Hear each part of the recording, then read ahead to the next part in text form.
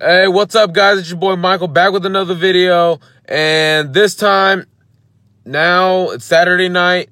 I just got done watching the Big Ten championship game. I'm now making this video. Those of you who watched my last video, the review of the Oklahoma TCU championship game, I know I said I was going to be doing the playoff prediction video in the morning. I'm going to go ahead and get it done today and do my immediate thoughts and review on the playoff rankings.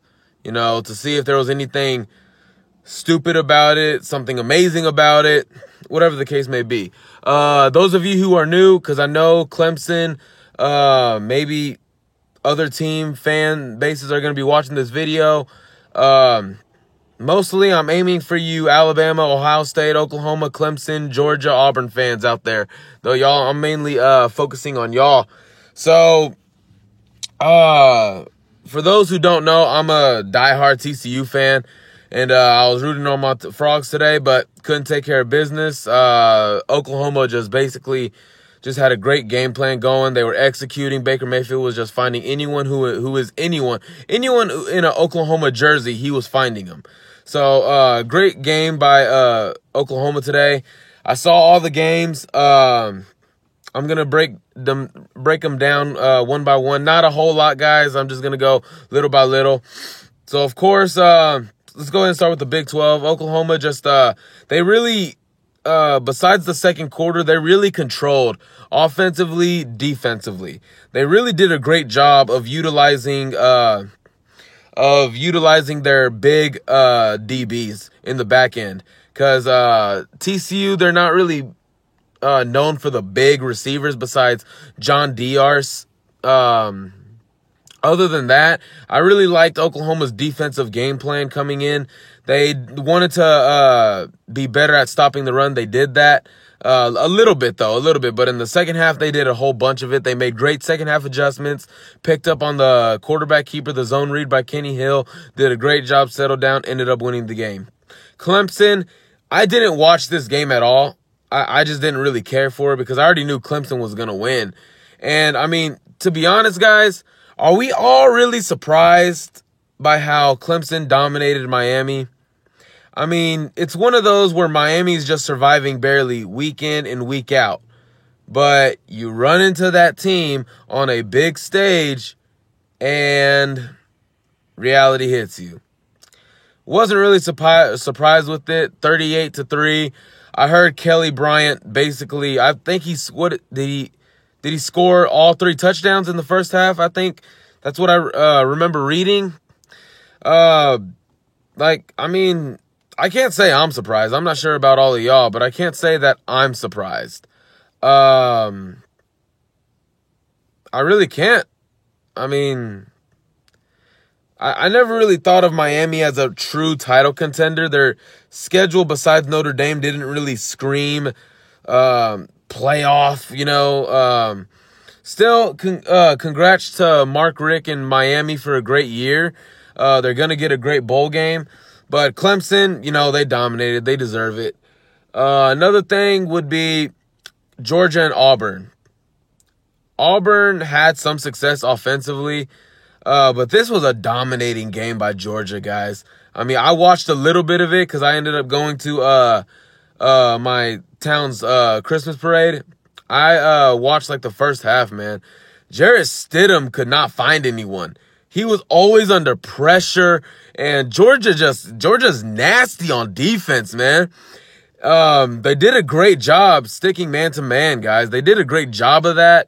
And ended up winning 28-7. Auburn did get inside the 10, inside the 20 a couple of times, but didn't come up with points. Great job by Georgia defense. They really showed out. Everybody was expecting Auburn to do what they did the last time. Everybody was counting Georgia out. But me personally, I did count Georgia out. I just thought Auburn was going to go ahead and take it.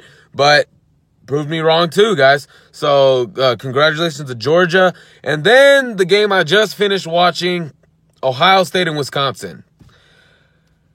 Wow. First off, huge shout out to, I believe his name is Eric, the Turf Man. I've never seen someone work so hard and furiously on turf than this man. I mean, this man deserves a bonus in his check, dude. But, yeah, to start out, Wisconsin was driving in the first quarter, and then Hornibrook, he threw a pass down the right sideline, and it was picked off. I can't remember these guys' names. Sorry to you Ohio State fans and other fan bases out there. But number 12, I believe that was his name. What's his last name? Ward or something. He picked the ball off. Like, he saw the eyes, turned around, made a play. You know, I actually like that stuff. I actually like a DB who has awareness and tendencies and just has a great feel for the field. So, watching this game, it was almost like Ohio State is going to run away with this thing. Ohio State kept allowing Wisconsin to stay in the ball game. Dumb turnovers and JT Barrett, the pick six, I kind of read that the whole way. I was hoping he wasn't going to throw that out route. I was hoping, he's not going to throw that, is he? And as soon as he, cocked back and was about to release it, I was like, oh, no. Oh, interception. Sure enough, interception. That was a great play. And, really, I honestly believe Ohio State allowed Wisconsin to stay in the game. I believe it was a much more lopsided game than the score says it was.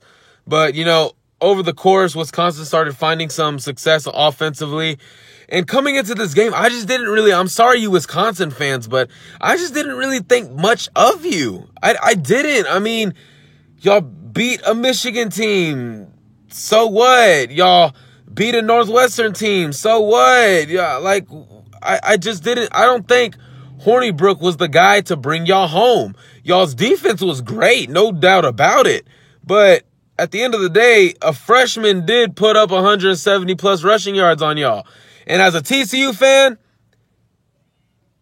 it kind of makes me scared for next year's matchup. But, Ty Summers, Arico Evans, Montrell Wilson, Alex Bush, Ben Wilson, we're going to have to double down on that running back, guys. As a TCU fan, I got to see some young guys for Ohio State that we're going to see next year. But we'll get to that next year. But great game by KJ Dobbins. I mean, God, my goodness, this dude was just running all over the place. Showed great toughness, man. This surgery about JT Barrett, I don't really think it was all that big. Because, I mean, like JT said, knee felt great. He was fine. He could be lying, but I'm taking his word for it. He moved like he was just fine. He wasn't fighting any pain. I mean, my goodness, this dude's just what the heck was the surgery for? But, yeah, they ended up winning. I do want to call out, there was a holding, I believe, on that last drive by Wisconsin in the fourth quarter. There was a hold, but there was also a pass interference on Ohio State. Of course, you can say the refs are just trying to protect Ohio State. That should have been offsetting penalties. Another, I believe, 1st and 10, I believe. What? That was right in front of you. How do you not call that?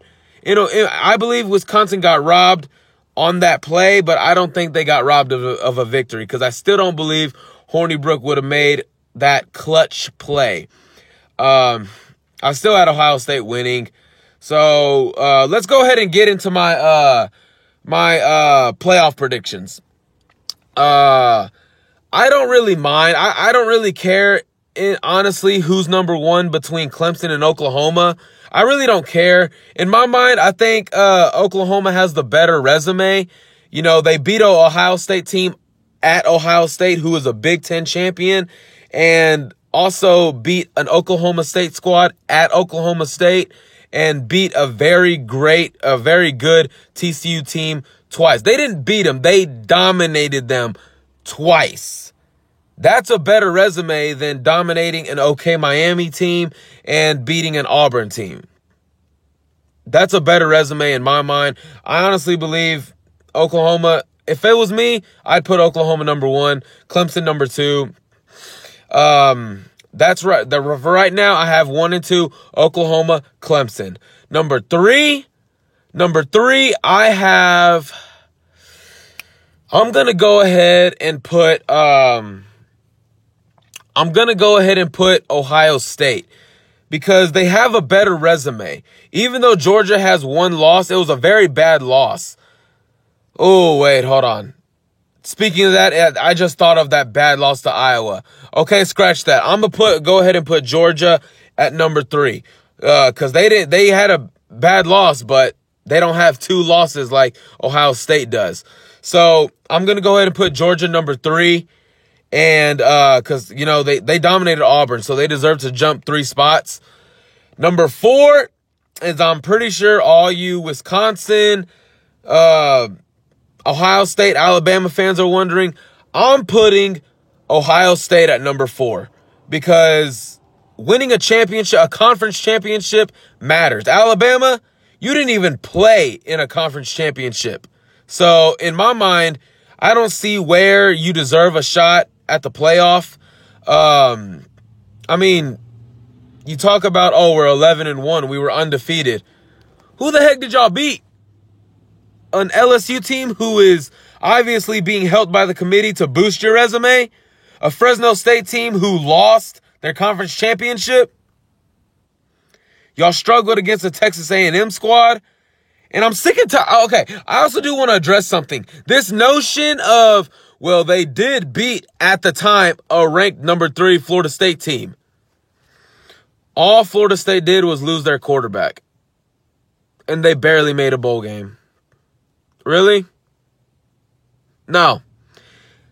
They were given number 3 based off national brand, returning starters, and their recruiting class. There was no football being played prior to those rankings. That's why those preseason rankings can be a little difficult sometimes to deal with. So you don't get credit for that win. Again, y'all didn't win a championship. I believe if y'all faced Oklahoma today, y'all would get drubbed because they would pick y'all. I believe y'all would lose by 3 touchdowns or more. I also expect Oklahoma to come out the winner of this whole thing. I mean, this notion of there's no defense in the Big 12 is just, it's ridiculous. Because I want to see y'all come to the Big 12 and try and play against these offenses like there are in the Big 12. I will give y'all every chance to come to the Big 12 and see if y'all even make it 6-6. Most of you SEC and Big 10 teams. Alabama, Georgia, and Auburn would no doubt go 7-8 wins. But really, because I promise you, Oklahoma would drub every single one of y'all. So that's my playoff, guys. I also have Auburn at number 5 and Alabama at number 6 because Auburn beat Alabama. So sorry if y'all don't like that, but that's the way I think it should be. Now we're talking about what the committee's going to do. I think because of national brand, because of ratings, because of a big fat bonus check, the committee is going to put Alabama up at number 4. I'm sorry, but I hope it doesn't happen. That's why I just believe y'all should have just gone to like a 16-team playoff or an 8-team playoff. But I don't know, guys. I'm going to have to review it tomorrow. But that's what I believe. Oklahoma at 1, Clemson at 2, Georgia at 3, Ohio State at 4. They all are conference champions, convincing conference champions at that. No close games besides Ohio State. But like I said, that was a much more, it wasn't as much of a close game than the score showed. So that's it, guys. Best of luck to you. 5 teams that are in true contention now. Best of luck, guys. Best of luck the rest of the way. And I will be back tomorrow after the playoff rankings show is done. TCU fans, I will give my thoughts on where we are in a bowl. Hopefully we get a New Year's 6 bowl. And I'll give my reactions to the playoff rankings. So, again, can't believe the season is already almost over. But, hey, gotta enjoy championship weekend. So that'll be it for this video, guys. Thanks for tuning in. Follow me on Twitter. I'm going to leave the link to my Twitter below. Subscribe to my channel if you're new, please. If y'all have any comments about this video, go ahead, drop them down below. I'll do my best to get back to you, to those questions and comments. Give this video a like. I appreciate it, guys. Best of luck again. Go Frogs. Good luck, Oklahoma.